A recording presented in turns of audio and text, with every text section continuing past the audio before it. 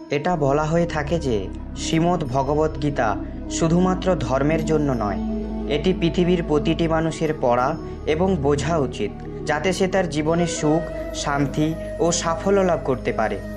ভগবদ্গীতায় মোট 18টি অধ্যায় রয়েছে এবং এই 18টি অধ্যায়ে মোট 700টি শ্লোক রয়েছে, যা সবার জন্য পড়া একটু কঠিন হয়ে পড়ে। সেই কারণেই আজকের খুব বিশেষ এই ভিডিওটিতে আমরা ভগবদ্গীতার 108টি অমৃত কথা বলতে যাচ্ছি, যেটা জানলে আপনি ভগবদ্গীতার প্রকৃত অর্থ বুঝতে পারবেন। এই কারণেই আপনি প্রতিদিন সকালে এই কথাগুলি অবশ্যই শুনুন। আপনি যদি ভগবান শ্রীকৃষ্ণের ভক্ত হন তবে অবশ্যই সম্পূর্ণ শুনুন, অর্ধ অসম্পূর্ণ দেখে ভুল করবেন না। ভগবান শ্রীকৃষ্ণ বলেছেন, কি হয়েছে, কে কি করছে, কেন করছে, এই সব মনে করে দুঃখিত হওয়ার পরিবর্তে সামনে তাকানো ভালো। আপনার সামনে দেখার অনেক কিছু আছে, যা ঘটে গেছে তা পিছনে ঘুরে দেখা কোনো বুদ্ধিমানের কাজ নয়। যদি তুমি কারো ভালো করতে না পারো তাহলে তার সাথে খারাপ করো না, কারণ পৃথিবী দুর্বল হতে পারে কিন্তু পৃথিবীর সৃষ্টিকারী দুর্বল নয়। নৌকা যেমন সমুদ্রে যাওয়ার একমাত্র পথ, তেমনি সত্যই স্বর্গে যাওয়ার একমাত্র পথ। যতটা সম্ভব চুপ থাকাই ভালো, কারণ একজনের জিহাই একজন মানুষকে সবচেয়ে বড় অপরাধী করে তোলে। কষ্টগুলো ততটা বড় নয় যতটা আমরা চিন্তা করে বড় করি। মনে রেখো, পরমাত্মার সঙ্গ প্রতিটা কষ্টকে সহজ করে দেয়। আপনি যত কম নেতিবাচক লোকেদের উত্তর দেবেন, আপনার জীবন তত বেশি শান্তিপূর্ণ হবে। অনেক কৌতুক শুধু রসিকতা নয়, চতুরতার সাথে বলা সত্যও হয়। যেখানে আপনি গুরুত্বপূর্ণ নন সেখানে যাওয়া বন্ধ করুন, তা কারো বাড়ি হোক বা কারো হৃদয়। যিনি মন জয় করেছেন তিনি ইতিমধ্যেই ভগবানকে লাভ করেছেন, কারণ তিনি শান্তি লাভ করেছেন। এমন মানুষের কাছে সুখ দুঃখ, শীত গরম, সম্মান অপমান সব সমান। জীবনের একজন সঙ্গীকে এত ভালো এবং সত্য হওয়া উচিত যে আমরা যখন ভুল করি তখন সে আমাদের ভুলগুলো তুলে ধরতে পারে, এবং যখন আমরা সঠিক তখন সে আমাদের পাশে দাঁড়ায়। যা ভাগ্যে আছে তা ছুটে আসবে, যা ভাগ্যে নেই সেটা এসেও চলে যাবে। তাই অজস্র বাসনাকে আশ্রয় দিও না, যা পেয়েছো তা খেয়াল রেখো।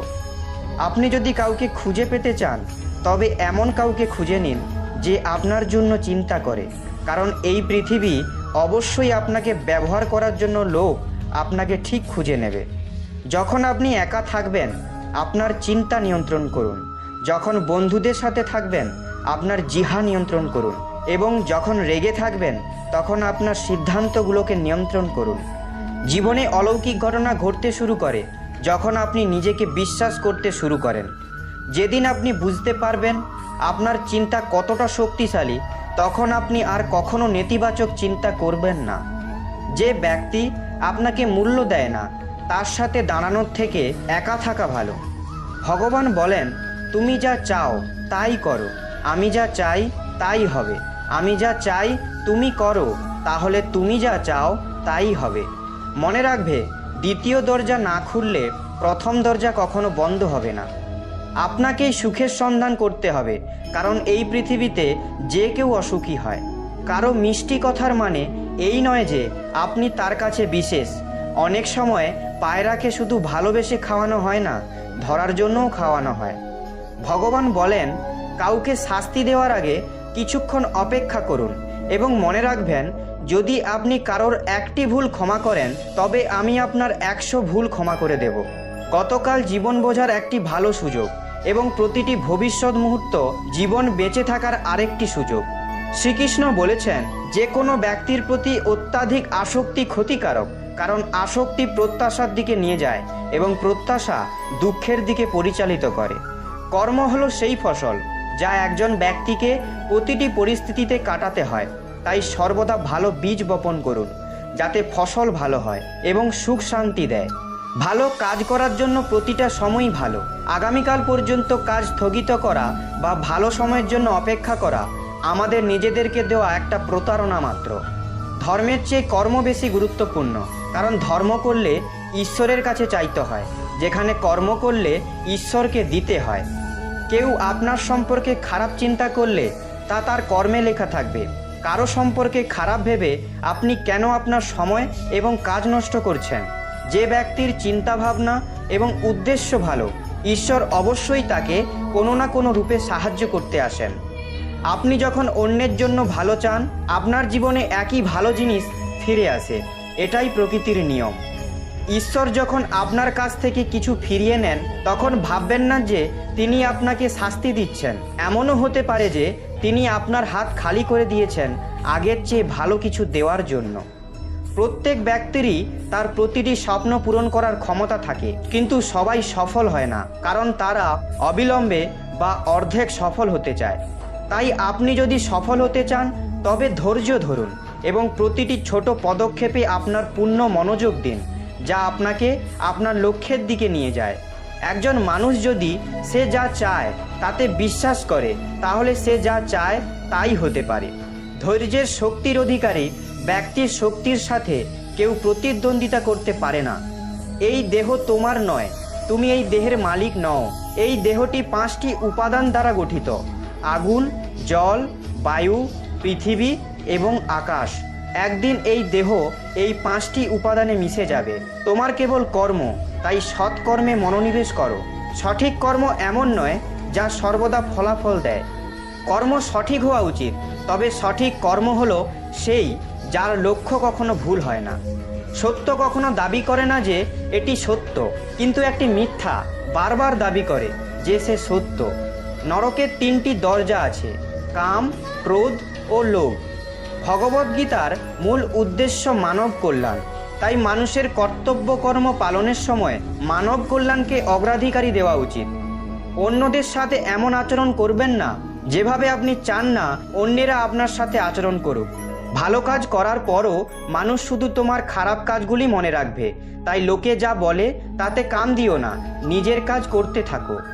সফল হতে কখনো কখনো আমাদের প্রস্তুতি সম্পূর্ণ না হলেও আমাদের যা আছে তা দিয়ে শুরু করতে হবে, কারণ এটি অপেক্ষা করার চেয়ে অনেক ভালো। এটা ভাবা যে আমি এটা করতে পারি, এটা আত্মবিশ্বাসের লক্ষণ। শুধুমাত্র আমি পারি কাজটি করতে, এটা অহংকারের লক্ষণ। আত্মবিশ্বাসকে নিজের করে নিন এবং অহংকারকে ত্যাগ করুন। বিশ্বাস রাখুন যে যা হয়েছে তা ভালোর জন্যই হয়েছে, এবং যা ঘটছে তা ভালোর জন্যই ঘটছে, এবং যা ঘটবে তাও ভালোর জন্যই হবে। প্রতিটি মানুষের কর্মে বিশ্বাস করা উচিত, কারণ এই পৃথিবী নিজের কর্মযোগ, কর্মফল আপনার হাতে। ফলাফল আপনার হাতে নয়। তাই কর্মে মনোনিবেশ করুন, অর্থাৎ শুধুমাত্র কর্মেই মনোনিবেশ করুন এবং কঠোর পরিশ্রম করুন।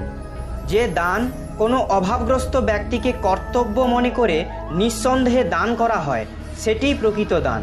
জীবনের অপর নাম সংগ্রাম। ভগবান শ্রীকৃষ্ণ বলেন, আমার কাছে সকল জীবই সমান। আমি কাউকে বেশি পছন্দ করি না, কাউকে কমও করি না, কিন্তু যারা মনে প্রাণে আমার ভক্তি করেন তাদের প্রয়োজনে আমি সর্বদা সাহায্য করি।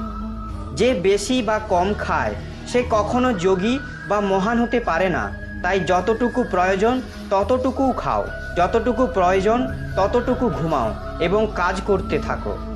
আপনি যখন খুব খুশি হন বা যখন আপনি খুব দুঃখ পান, তখন আপনার সিদ্ধান্ত নেওয়া উচিত নয়, কারণ এই উভয় পরিস্থিতিতেই আপনাকে সঠিক সিদ্ধান্ত নিতে দেয় না। ঈশ্বর বলেছেন, খোলা হৃদয়ে শ্বাস নিন, ভেতরে শ্বাসরোধ করার চেষ্টা করবেন না। কিছু জিনিস আমার কাছে ছেড়ে দিন, সব কিছু নিজেই সমাধান করার চেষ্টা করবেন না। ঈশ্বর অবশ্যই ভালো লোকেদের পরীক্ষা করেন, কিন্তু কখনো তাদের ছেড়ে যান না। এবং ঈশ্বর খারাপ লোকেদের অনেক কিছু দেন, কিন্তু কখনো তাদের সঙ্গ দেন না। মনে রাখবেন, ঈশ্বরের কাছ থেকে কখনো আশা হারাবেন না এবং পৃথিবীর কাছে কখনো আশা রাখবেন না। যখন ভালো লাগে না তখন কাঁদো কেন? যা লেখা আছে তাই হবে। একটা পথ বন্ধ করার আগে ভগবান 10টা পথ খুলে দেন। গ্রীষ্মের গরমে পাতা শুকিয়ে গেলেও পাখিরা বাসা ছাড়ে না, কারণ তারা এটাও জানে যে আবার বৃষ্টি আসবে এবং গাছে নতুন পাতা গজাবে। যা হয়েছে তা ভুলে গিয়ে নতুন করে শুরু করুন এবং মনে রাখবেন যে যার কেউ নেই তার ঈশ্বর আছে। অর্থের সাথে সম্পর্কিত সম্পর্কগুলি অর্থ শেষ হওয়া অবধি আপনার পাশে থাকে, কিন্তু হৃদয় সম্পর্কিত সম্পর্কগুলি আপনার শেষ নিঃশ্বাস পর্যন্ত আপনার পাশে থাকে। ভালো কাজ করতে থাকুন, কেউ আপনাকে সম্মান করুক বা না করুক, কারণ সূর্য উঠলেও লক্ষ লক্ষ মানুষ ঘুমিয়ে থাকে। এই দুনিয়ায় প্রতিটি কাজই সহজ, শুধুমাত্র ভেতর থেকে আওয়াজ আসা উচিত। সর্বদা কঠোর পরিশ্রম করো এবং ঈশ্বরে বিশ্বাস রাখাই সাফল্যের সূত্র। জীবনের সবচেয়ে বড় ভুল হলো যেটা থেকে আমরা কিছুই শিখতে পারি না। যে ব্যক্তি তার মনকে নিয়ন্ত্রণ করতে পারে সে জীবনে সব কিছু করতে পারে। মানুষের ভালো কাজ নিয়ে সবাই চুপ থাকে, কিন্তু তার মন্দ কাজ নিয়ে আলোচনা হলে বোবাও কথা বলে। যারা তোমার মিথ্যার জন্য তোমার প্রশংসা করে তারা তোমাকে ধ্বংস করবে। আমরা সব সময় চিন্তা করি যে সবচেয়ে খারাপ কী ঘটবে, কিন্তু আমরা কখনোই ভাবি না যে সবচেয়ে ভালো কী ঘটবে। যে ভগবান কখনো গাছে বসা পাখিদেরও রাতের বেলায় পড়তে দেন না, তাহলে ভাবুন তিনি কিভাবে আপনাকে একা আর অসহায় রেখে যাবেন। আজকের সময়ে কেউ আমাদের আপন নয়। মানুষ শুধু আমাদের সমর্থন করে যতক্ষণ তারা স্বার্থপর হয়। কেউ একা থাকলে তার মানে এই নয় যে কেউ তাকে পছন্দ করে না, বরং সে একা কারণ সে পৃথিবীর অর্থ বুঝেছে।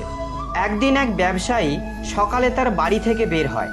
বাড়ি থেকে বের হতেই একটি বিড়াল তার পথ কাটে। তিনি ভয় পেয়ে বাড়িতে গিয়ে শুভ মুহূর্তের জন্য অপেক্ষা করতে লাগলেন এবং যখন বাড়ি থেকে বের হলেন তখন তাকে নিতে আসা গাড়িটি সেখান থেকে চলে গেছে। সে রাজার কাছে পৌঁছে তার কাছে ব্যবসা বাড়াতে চেয়েছিল। রাজার কাছে পৌঁছতে তার অনেক সময় লেগে গিয়েছিল এবং যখন সে বণিক রাজার কাছে পৌঁছলো, রাজা তখন রেগে যান এবং বণিককে তার ব্যবসা বন্ধ করার নির্দেশ দেন। এতে বণিক নিজের ওপর রেগে বাড়ি চলে যান। সে তার স্ত্রীর সাথে ঝগড়া করেন এবং স্ত্রী তার সন্তানসহ বাবা মায়ের বাড়িতে ফিরে যায় এবং তখন ব্যবসায়ীর জীবনে যদি কিছু থাকে তা কেবল অন্ধকার ছিল এবং সে এই সমস্ত কিছুর কারণ হিসাবে তার পথ কাটা বিড়ালটিকে দোষ দিতে থাকে। এবার অন্য এক বণিক রাজাকে উপহার দিতে বের হলো। একটি বিড়াল তার পথ কাটলো। বণিকও একটু ভয় পেল, কিন্তু তিনি এগিয়ে যাওয়াই অধিকতর সঙ্গত মনে করলেন এবং সঠিক সময়ে রাজার কাছে পৌঁছে রাজাকে খুশি করলেন এবং রাজা বণিককে তার ব্যবসা সম্প্রসারণের অনুমতি দিলেন, তাকে স্বর্ণালঙ্কারও দিলেন। ব্যবসায়ী বাড়িতে পৌঁছে গহনাগুলি তার স্ত্রীকে দিলেন এবং তার সন্তানদের জন্য নতুন পোশাকও কিনেছিলেন। তার বাড়িতে চারিদিকে খুশির আমেজ। এই দুই ব্যবসায়ীর সাথে একই ঘটনা ঘটলেও দুজনের প্রতিক্রিয়া ভিন্ন। এটাই আমাদের জীবন। আমাদের জীবনেও অনেক সমস্যা আছে, কিন্তু এর চেয়েও অনেক গুরুত্বপূর্ণ আমাদের প্রতিক্রিয়া। এটি আমাদের চিন্তাভাবনার প্রভাব, কারণ এটি আমাদের জীবনকে আকার দেয়। তাই আপনার চিন্তাভাবনাকে ইতিবাচক রাখুন, আপনার জীবন সর্বদা সুখী হবে। যে প্রেমে ভগবান শ্রীকৃষ্ণও হেরেছে সেই প্রেমে বিশ্বাস করো না। যে বন্ধুত্বে গরিব সুদামাও জয়ী হয় সে ভক্তিতে বিশ্বাস করো। ভগবান সবাইকে একই মাটি থেকে সৃষ্টি করেন, পার্থক্য শুধু এইটুকু, কেউ বাইরে থেকে সুন্দর আর কেউ ভেতর থেকে। জ্ঞানের চেয়ে কাউকে বোঝা অনেক কঠিন। অনেকেই হয়তো আপনাকে চেনেন, কিন্তু খুব কম লোকই আপনাকে বোঝেন। ভালোবাসা হলো পৃথিবীর সবচেয়ে সুন্দর জিনিস।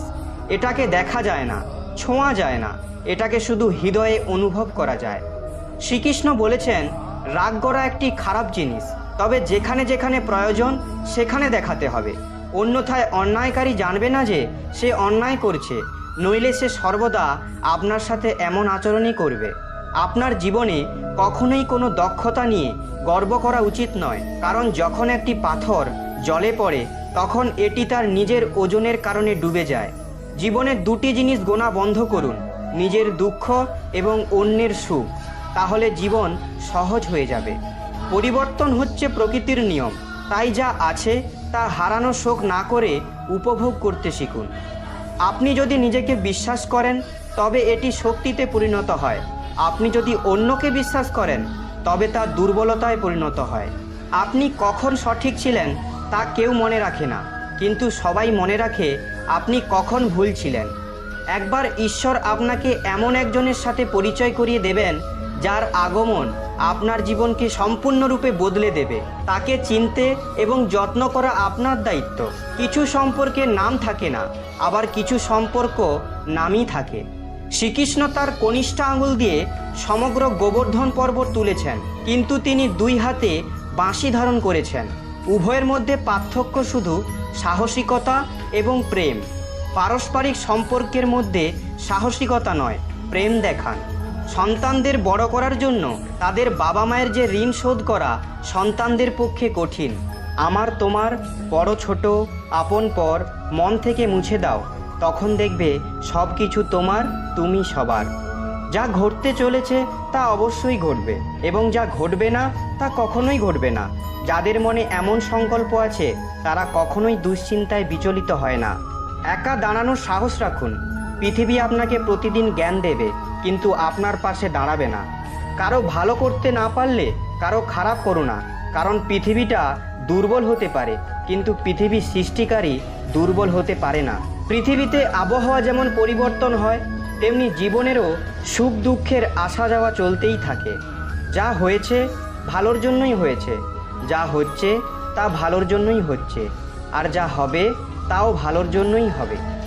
গীতায় লেখা আছে, যখন মানুষের প্রয়োজনের পরিবর্তন হয় তখন মানুষের কথা বলার ধরনও বদলে যায়। ভগবান শ্রীকৃষ্ণ বলেছেন, যে তোমাকে মূল্য দেয় না তার পাশে দাঁড়ানোর চেয়ে একা থাকাই ভালো। একজন মানুষ কতটা শিখেছে সেটা তার সার্টিফিকেট দিয়ে প্রকাশ পায়, কিন্তু সে কতটা বুঝতে পেরেছে সেটা তার ব্যবহার দেখে বোঝা যায়। সবাই আমাদের দুঃখ বুঝতে পারে না, কারণ যখন আমরা কারোর সাথে দেখা করি আমরা তখন প্রথমেই হাসি। এতটা তোতা হবেন না যে কেউ থু থু করে ফেলবে, আর এত মিষ্টিও হবেন না যে কেউ গিলে ফেলবে। লোকেরা আপনার সম্পর্কে কি ভাবে তা বিবেচ্য নয়, আপনি নিজের সম্পর্কে কি ভাবছেন তা গুরুত্বপূর্ণ।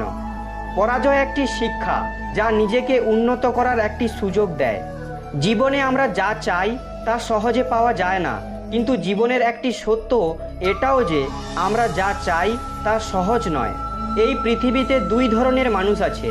প্রথমত তারা যারা ছোটোখাটো সমস্যায় পড়লে ভয় পেয়ে যায় এবং দুঃখ পায়, আর দ্বিতীয় সেই মানুষগুলো যাদের জীবনে যত সমস্যাই আসুক না কেন তারা সব সময় সুখী থাকে, সব সমস্যায় নিজেকে সামলে নেয়। এমন একজন আছেন যার সব কিছু আছে